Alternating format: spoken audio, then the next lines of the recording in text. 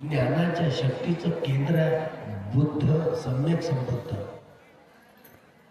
त्यामुळे सगळ्या संप्रदायामध्ये ज्या ज्या गोष्टी दडलेल्या आहेत ना, ह्या सगळ्या त्रिपिटकातल्या ज्ञानातनं घसरत घसरत चालले. अर्थाचा अनर्थ.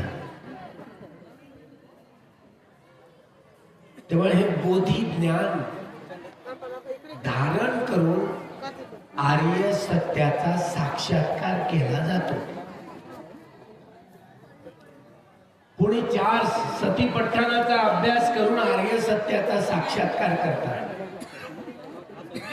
पुढे 4 सम्यक प्रधानाचा क्रमशः बोधी ज्ञान धारण करून आर्य सत्याचा साक्षात्कार करतात. पुढे 4 इद्दीपादाला हे बोधी ज्ञान धारण करून आर्य सत्याचा साक्षात्कार करतात. पुढे 5 बल हे बोधी ज्ञान धारण करून आर्य सत्याचा साक्षात्कार करतात. पुढे 5 इंद्रिय या बोधी ज्ञानांना धारण करून आर्य सत्याचा साक्षात्कार करतात. पुढे 7 भोजंग या भोजंगाने क्रमशः आदि कल्याण, मध्य कल्याण, अंत कल्याण हे बोधी ज्ञान धारण करून आर्य सत्याचा साक्षात्कार करतात. धम्मचक्र पवत्तनाय सुत्तामध्ये, धम्मचक्र पवत्तन सुत्तामध्ये हरिओ अठ्ठंगिको हा 8 अंगांनी युक्त असणारा मार्ग आहे. मग्गम गानं मग्ग संपयुक्त कानंचन धम्मानं तन समुत्थानानंच रूपानं मग्ग पच्चयेन पच्चे.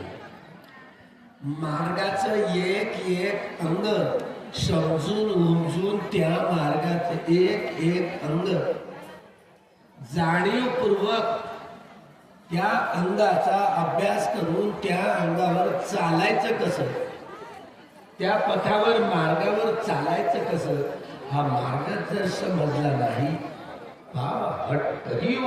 नको किती अगोदर पासून आपण हा आर्य अष्टांगिक मार्ग. या 4ही सत्याचा जसा साक्षात्कार करू तेव्हा आपण आर्य पुरुष बनू.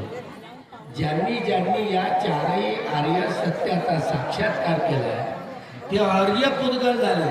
हे शोतापन्न मार्गस्थ आणि फलस्थ, सकदागामी मार्गस्थ आणि फलस्थ, अनागामी मार्गस्थ आणि फलस्थ, अर्हत मार्गस्थ आणि फलस्थ, यांना आर्य पुद्गल म्हणतात, आर्य पुरुष म्हणतात.